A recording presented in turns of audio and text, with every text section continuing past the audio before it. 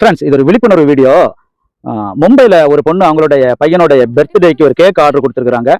பேக்கரிக்காரனும் cake delivery கொடுத்துருக்கான். அப்போ அந்த பர்த்டே அந்த கேக் வெட்டும் போது அந்த பையன் கொஞ்சம் வெகுளியான பையன். அந்த கேக்கில் போலிங் மாதிரி ஒரு டெக்கரேஷனுக்கு வேண்டிட்டு போலாக வச்சிருக்காங்க.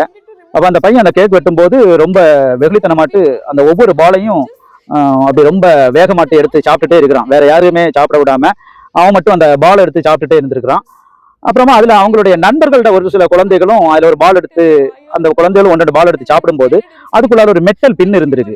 அப்பதான் அவங்க பாக்கி உள்ள பாலில் செக் பண்ணி பார்க்கும்போது அந்த கேக்குக்கு மேல இருக்கிற அந்த கோல்டன் கலர்ல இருக்கிற எல்லா பால்லையுமே ஒவ்வொரு மெட்டல் பின்னு இருக்கு. அப்போ அவங்க அந்த பேக்கரியில மெசேஜ் அனுப்பி கேட்கறாங்க. அவன் சொல்றான், ஆமா அந்த பால்ல மெட்டல் பின் இருக்கு. அவன் எந்த வித இன்ஃபர்மேஷனுமே பண்ண இல்லை. ஒரு குழந்தைக்கு பர்த்டே கொடுக்குற குழந்தைக்கு பெரிய ஆளுக்கு ஒரு பர்த்டேக்கு கொடுக்குற கட் பண்ற கேக்ல அவன் டெக்கரேஷனுக்கு வேண்டி வச்சிருக்கிற அந்த பால்ல ஒரு பின் வச்சிருக்கான். ஒரு இன்ஃபர்மேஷன் கூட கொடுக்கல அதுக்குள்ள பின் இருக்குன்னு சொல்லிட்டு. எப்படி ஒரு சமூகத்தில் நம்ம வாழ்ந்துட்டு இருக்கோம்னு பாருங்க. அப்புறமா அந்த பொண்ணு அந்த பையனை கொண்டு ஹாஸ்பிட்டலுக்கு கொண்டு போயிருக்காங்க. ஹாஸ்பிட்டலுக்கு கொண்டு போய் எக்ஸ்ரே எடுத்து பார்க்கும்போது 2 பெரிய பின்னு அவன் வயிற்றுக்குள்ள இருந்திருக்கு.